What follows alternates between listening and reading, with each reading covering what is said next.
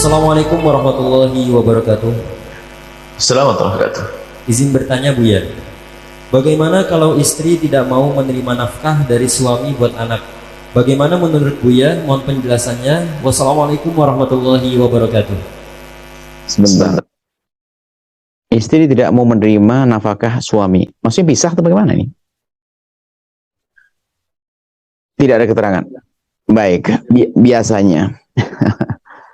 Biasanya ini seorang istri tidak menerima nafkah dari suami. Mungkin karena suaminya adalah kerjaannya haram, sah-sah saja.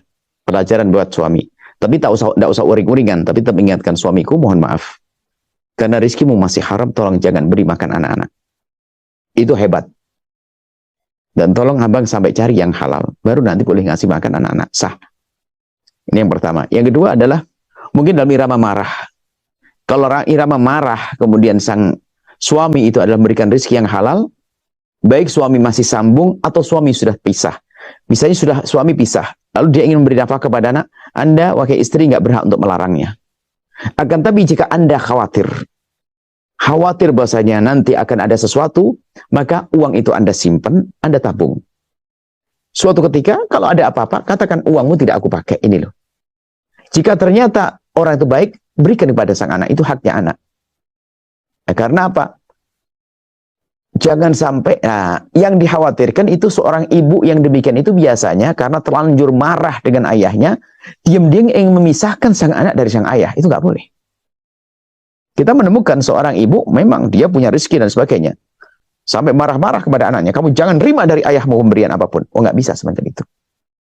Kita justru ajari anak tersebut agar semakin baik kepada ayahnya. Semakin kita mengajarkan kebaikan, maka semakin jatuh cinta sang anak kepada kita. Seperti itu. Jadi tolong jangan dipisahkan. Mungkin maksudnya itu tadi, kalau kerjaan ayahnya haram, oke. Atau memang ayahnya pendidikannya nggak benar, atau misalnya kalau seandainya anak ini dibawa ke ayahnya, maka menjadi berantakan akhlaknya. Maka itu bukan berarti rezekinya nggak boleh Anda terima, selagi itu halal. Anda simpan, Anda tabungkan.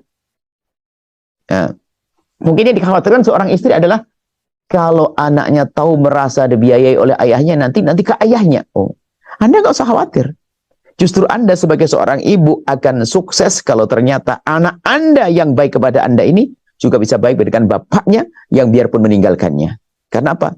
Kalau Anda sebagai seorang ibu punya anak, ternyata anak Anda durhaka pada bapaknya, Anda gagal jadi seorang ibu. Karena apa? Anak Anda menjadi anak ahli neraka. Karena apa? Ternyata Anda punya anak yang berani sama orang tuanya. Biarpun katanya orang tua jahat dan sebagainya, nggak boleh Anda menanamkan kebencian. Biarpun sudah pisah misalnya, tidak boleh. Ingat.